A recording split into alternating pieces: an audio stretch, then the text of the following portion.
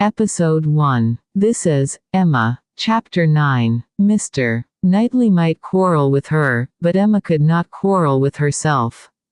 He was so much displeased, that it was longer than usual before he came to Hartfield again, and when they did meet, his grave looks showed that she was not forgiven. She was sorry, but could not repent. On the contrary, her plans and proceedings were more and more justified and endeared to her by the general appearances of the next few days. The picture, elegantly framed, came safely to hand soon after Mr. Elton's return, and being hung over the mantelpiece of the common sitting-room, he got up to look at it, and sighed out his half-sentences of admiration just as he ought. And as for Harriet's feelings, they were visibly forming themselves into as strong and steady an attachment as her youth and sort of mind admitted. Emma was soon perfectly satisfied of Mr. Martin's being no otherwise remembered, than as he furnished a contrast with Mr. Elton, of the utmost advantage to the latter. Her views of improving her little friend's mind, by a great deal of useful reading and conversation, had never yet led to more than a few first chapters, and the intention of going on tomorrow.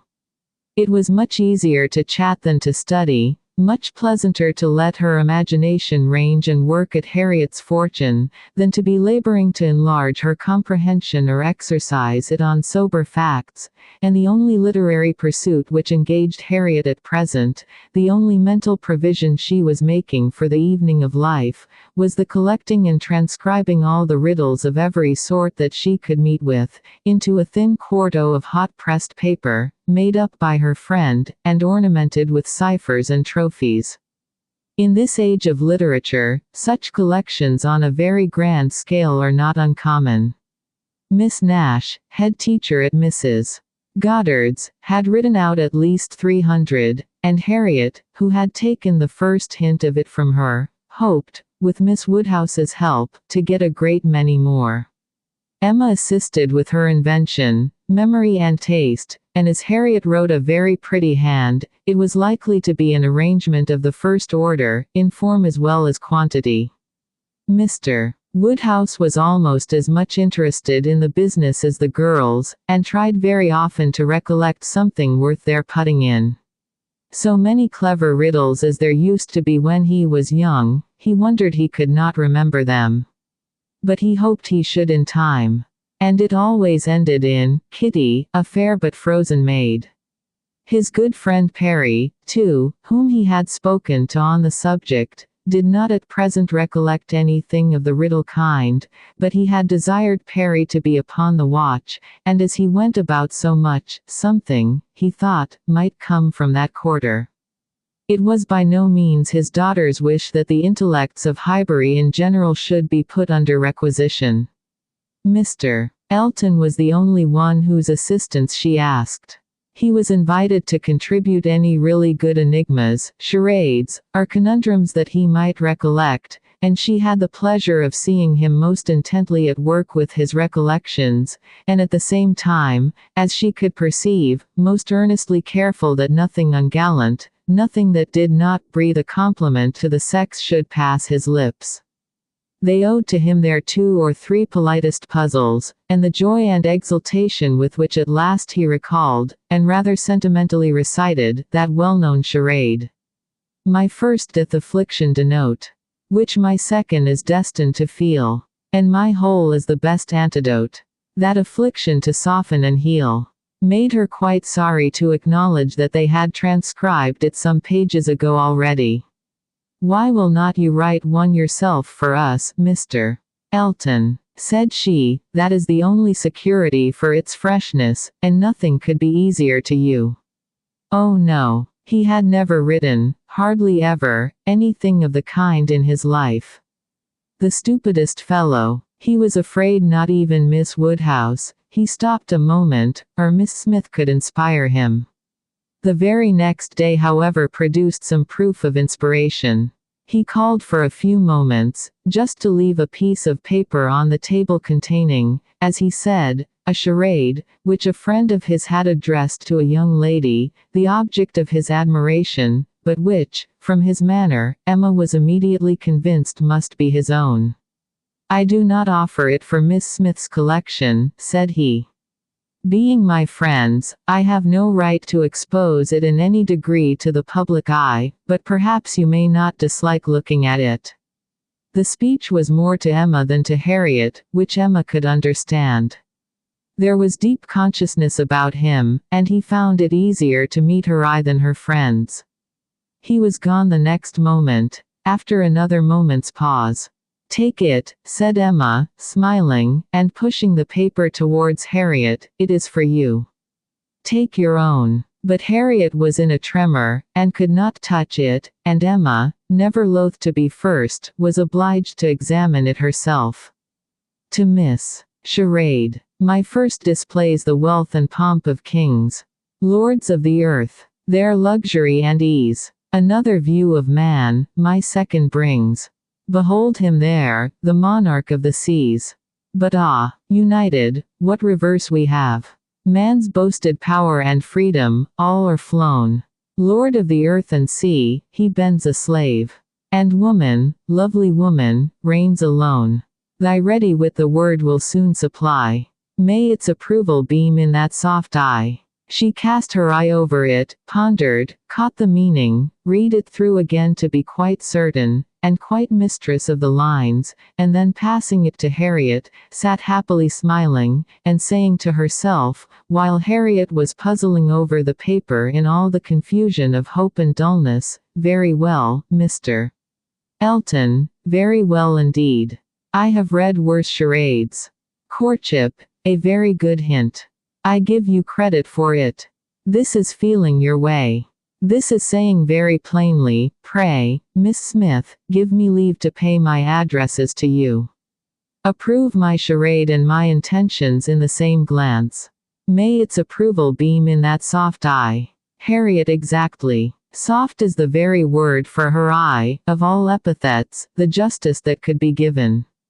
Thy ready wit the word will soon supply. Humph, Harriet's ready wit. All the better. A man must be very much in love, indeed, to describe her so. Ah, Mr. Knightley, I wish you had the benefit of this. I think this would convince you. For once in your life you would be obliged to own yourself mistaken. An excellent charade indeed, and very much to the purpose. Things must come to a crisis soon now. She was obliged to break off from these very pleasant observations, which were otherwise of a sort to run into great length, by the eagerness of Harriet's wondering questions. "What can it be, Miss Woodhouse, what can it be? I have not an idea, I cannot guess it in the least. What can it possibly be? Do try to find it out, Miss Woodhouse. Do help me. I never saw anything so hard. Is it kingdom? I wonder who the friend was, and who could be the young lady. Do you think it is a good one? Can it be woman? And woman, lovely woman, reigns alone. Can it be Neptune? Behold him there, the monarch of the seas. Or a trident? Or a mermaid? Or a shark? Oh, no, shark is only one syllable. It must be very clever, or he would not have brought it. Oh, Miss Woodhouse, do you think we shall ever find it out? Mermaids and sharks. Nonsense. My dear Harriet, what are you thinking of? Where would be the use of his bringing us a charade made by a friend upon a mermaid or a shark? Give me the paper and listen. For read Miss Smith. My first displays the wealth and pomp of kings, lords of the earth, their luxury and ease. That is court. Another view of man, my second brings. Behold him there, the monarch of the seas. That is ship, plain as it can be. Now for the cream. But ah, united, courtship, you know, what reverse we have. Man's boasted power and freedom, all are flown. Lord of the earth and sea, he bends a slave. And woman, lovely woman, reigns alone. A very proper compliment, and then follows the application, which I think, my dear Harriet, you cannot find much difficulty in comprehending. Read it in comfort to yourself. There can be no doubt of its being written for you and to you." Harriet could not long resist so delightful a persuasion. She read the concluding lines, and was all flutter and happiness. She could not speak. But she was not wanted to speak. It was enough for her to feel. Emma spoke for her. "There is so pointed, and so particular a meaning in this compliment," said she, "that I cannot have a doubt as to Mr. Elton's intentions. You are his object, and you will soon receive the completest proof of it. I thought it must be so. I thought I could not be so deceived, but now, it is clear, the state of his mind is as clear and decided, as my wishes on the subject have been ever since I knew you. Yes, Harriet, just so long have I been wanting the very circumstance to happen that has happened. I could never tell whether an attachment between you and Mr. Elton were most desirable or most natural. Its probability and its eligibility have really so equaled each other. I am very happy. I congratulate you, my dear Harriet, with all my heart. This is an attachment which a woman may well feel pride in creating. This is a connection which offers nothing but good. It will give you everything that you want: consideration, independence, a proper home. It will fix you in the center of all your real friends, close to Hartfield and to me, and confirm our intimacy forever. This, Harriet, is an alliance which can never raise a blush in either of us. Dear Miss Woodhouse, and, dear Miss Woodhouse, was all that Harriet, with many tender embraces, could articulate at first, but when they did arrive at something more like conversation, it was sufficiently clear to her friend that she saw, felt, anticipated, and remembered just as she ought. Mr. Elton's superiority had very ample acknowledgment. "Whatever you say is always right," cried Harriet, "and therefore I suppose, and believe, and hope it must be so, but otherwise I could not have imagined it. It is so much beyond anything I deserve. Mr. Elton, who might marry anybody. There cannot be two opinions about him. He is so very superior. Only think of those sweet verses, to Miss. Dear me, how clever, could it really be meant for me? I cannot make a question, or listen to a question about that. It is a certainty. Receive it on my judgment. It is a sort of prologue to the play, a motto to the chapter, and will be soon followed by matter-of-fact prose. It is a sort of thing which nobody could have expected. I am sure, a month ago, I had no more idea myself. The strangest things do take place. When Miss Smiths and Mr. Eltons get acquainted, they do indeed, and really it is strange, it is out of the common course that what is so evidently, so palpably desirable, what courts the pre-arrangement of other people, should so immediately shape itself into the proper form. You and Mr. Elton are by situation called together, you belong to one another by every circumstance of your respective homes. Your marrying will be equal to the match at Randall's.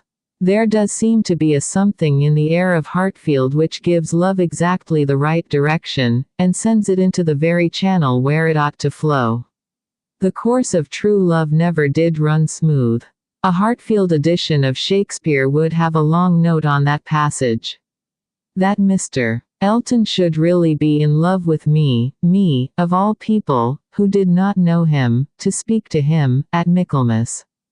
And he, the very handsomest man that ever was, and a man that everybody looks up to, quite like Mr. Knightley. His company so sought after, that everybody says he need not eat a single meal by himself if he does not choose it, that he has more invitations than there are days in the week. And so excellent in the church. Miss Nash has put down all the texts he has ever preached from since he came to Highbury. Dear me, when I look back to the first time I saw him, how little did I think. The two abbots and I ran into the front room and peeped through the blind when we heard he was going by, and Miss Nash came and scolded us away, and stayed to look through herself. However, she called me back presently, and let me look too, which was very good-natured. And how beautiful we thought he looked. He was arm in arm with Mr. Cole. This is an alliance which, whatever your friends may be, must be agreeable to them, provided at least they have common sense, and we are not to be addressing our conduct to fools. If they are anxious to see you happily married, here is a man whose amiable character gives every assurance of it. If they wish to have you settled in the same country and circle which they have chosen to place you in, here it will be accomplished, and if their only object is that you should, in the common phrase, be well married, here is the comfortable fortune, the respectable establishment, the rise in the world which must satisfy them. Yes, very true. How nicely you talk. I love to hear you. You understand everything. You and Mr. Elton are one as clever as the other. This charade, if I had studied a 12-month, I could never have made anything like it. I thought he meant to try his skill, by his manner of declining it yesterday. I do think it is, without exception, the best charade I ever read. I never read one more to the purpose, certainly. It is as long again as almost all we have had before. I do not consider its length as particularly in its favor. Such things in general cannot be too short. Harriet was too intent on the lines to hear. The most satisfactory comparisons were rising in her mind. It is one thing, said she, presently, her cheeks in a glow, to have very good sense in a common way, like everybody else, and if there is anything to say, to sit down and write a letter, and say just what you must, in a short way, and another, to write verses and charades like this. Emma could not have desired a more spirited rejection of Mr. Martin's prose. Such sweet lines, continued Harriet, these two last, but how shall I ever be able to return the paper, or say I have found it out? Oh, Miss Woodhouse, what can we do about that? Leave it to me. You do nothing. He will be here this evening, I dare say, and then I will give it him back, and some nonsense or other will pass between us, and you shall not be committed. Your soft eyes shall choose their own time for beaming. Trust to me. Oh, Miss Woodhouse, what a pity that I must not write this beautiful charade into my book. I am sure I have not got one half so good. Leave out the two last lines, and there is no reason why you should not write it into your book. Oh, but those two lines are the best of all. Granted, for private enjoyment, and for private enjoyment keep them. They are not at all the less written, you know, because you divide them. The couplet does not cease to be, nor does its meaning change. But take it away, and all appropriation ceases, and a very pretty gallant charade remains, fit for any collection. Depend upon it, he would not like to have his charade slighted, much better than his passion. A poet in love must be encouraged in both capacities, or neither. Give me the book, I will write it down, and then there can be no possible reflection on you. Harriet submitted, though her mind could hardly separate the parts, so as to feel quite sure that her friend were not writing down a declaration of love. It seemed too precious an offering for any degree of publicity. I shall never let that book go out of my own hands, said she. Very well, replied Emma, a most natural feeling, and the longer it lasts, the better I shall be pleased. But here is my father coming. You will not object to my reading the charade to him. It will be giving him so much pleasure. He loves anything of the sort, and especially anything that pays woman a compliment. He has the tenderest spirit of gallantry towards us all. You must let me read it to him. Harriet looked grave. My dear Harriet, you must not refine too much upon this charade. You will betray your feelings improperly, if you are too conscious and too quick, and appear to affix more meaning, or even quite all the meaning which may be affixed to it. Do not be overpowered by such a little tribute of admiration. If he had been anxious for secrecy, he would not have left the paper while I was by, but he rather pushed it towards me than towards you. Do not let us be too solemn on the business. He has encouragement enough to proceed, without our sighing out our souls over this charade. Oh, no, I hope I shall not be ridiculous about it. Do as you please. Mr. Woodhouse came in, and very soon led to the subject again, by the recurrence of his very frequent inquiry of, "Well, my dears, how does your book go on? Have you got anything fresh?" "Yes, Papa, we have something to read you, something quite fresh. A piece of paper was found on the table this morning, dropped, we suppose, by a fairy, containing a very pretty charade, and we have just copied it in." She read it to him, just as he liked to have anything read, slowly and distinctly, and 2 or 3 times over, with explanations of every part as she proceeded, and he was very much pleased, and, as she had foreseen, especially struck with the complimentary conclusion. "Aye, that's very just, indeed, that's very properly said. Very true. Woman, lovely woman. It is such a pretty charade, my dear, that I can easily guess what fairy brought it. Nobody could have written so prettily, but you, Emma." Emma only nodded, and smiled. After a little thinking, and a very tender sigh, he added, "Ah, it is no difficulty to see who you take after. Your dear mother was so clever at all those things. If I had but her memory. But I can remember nothing, not even that particular riddle which you have heard me mention. I can only recollect the first stanza, and there are several. Kitty, a fair but frozen maid, kindled a flame I yet deplore. The hoodwinked boy I called to aid, though of his near approach afraid, so fatal to my suit before. And that is all that I can recollect of it, but it is very clever all the way through. But I think, my dear, you said you had got it." "Yes, Papa, it is written out in our second page. We copied it from the elegant extracts. It was Garrick's, you know." "Aye, very true. I wish I could recollect more of it. Kitty, a fair but frozen maid. The name makes me think of poor Isabella, for she was very near being christened Catherine after her grandmamma. I hope we shall have her here next week. Have you thought, my dear, where you shall put her, and what room there will be for the children?" "Oh, yes, she will have her own room, of course, the room she always has, and there is the nursery for the children, just as usual, you know. Why should there be any change? I do not know, my dear, but it is so long since she was here, not since last Easter, and then only for a few days. Mr. John Knightley's being a lawyer is very inconvenient. Poor Isabella, she is sadly taken away from us all, and how sorry she will be when she comes, not to see Miss Taylor here. She will not be surprised, Papa, at least. I do not know, my dear. I am sure I was very much surprised when I first heard she was going to be married.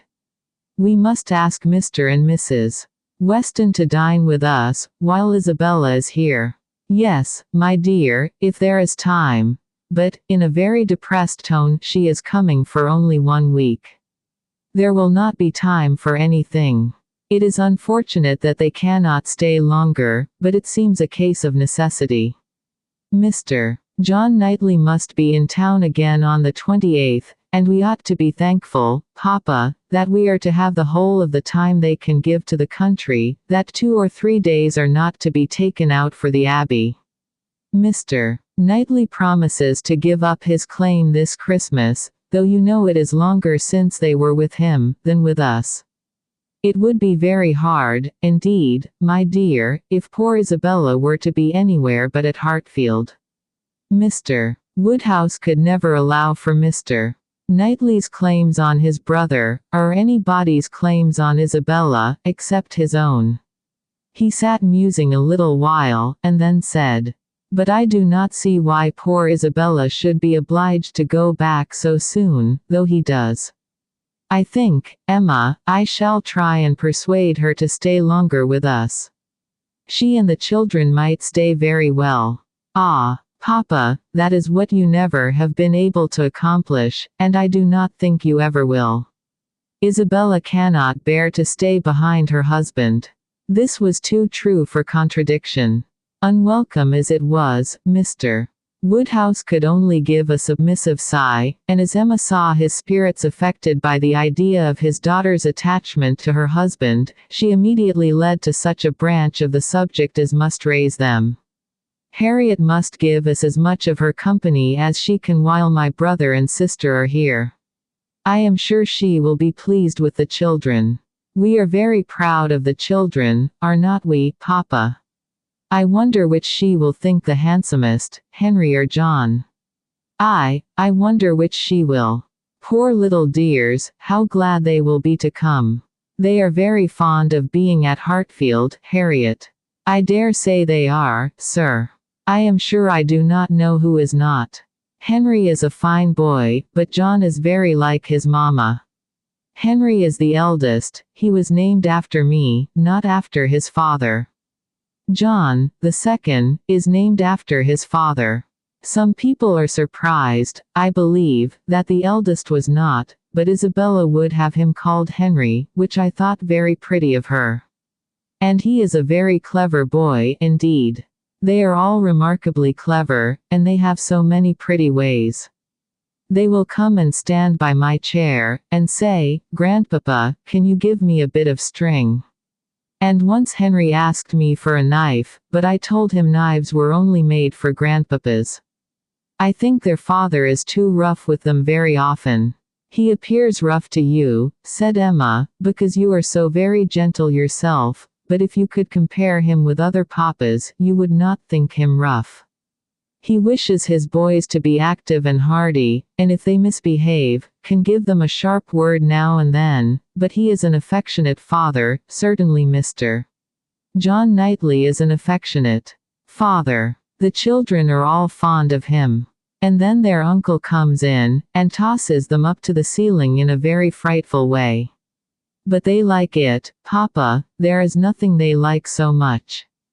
It is such enjoyment to them, that if their uncle did not lay down the rule of their taking turns, whichever began would never give way to the other. Well, I cannot understand it.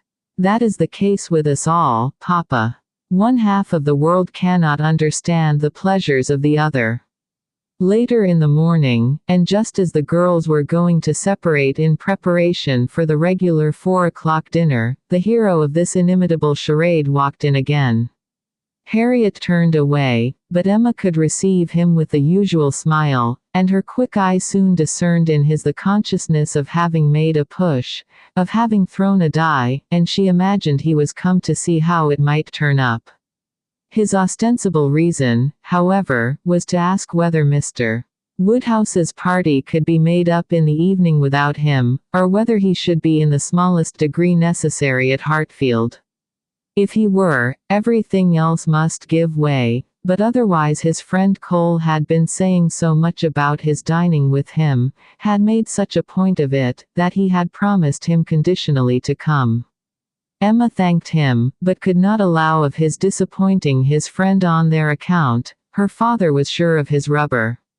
He re-urged, she re-declined, and he seemed then about to make his bow, when taking the paper from the table, she returned it.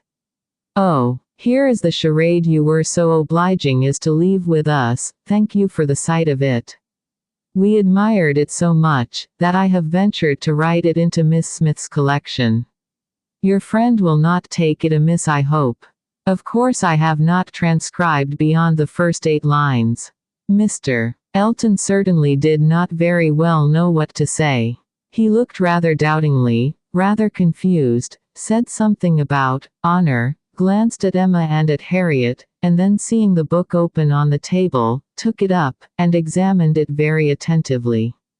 With the view of passing off an awkward moment, Emma smilingly said, "You must make my apologies to your friend, but so good a charade must not be confined to 1 or 2.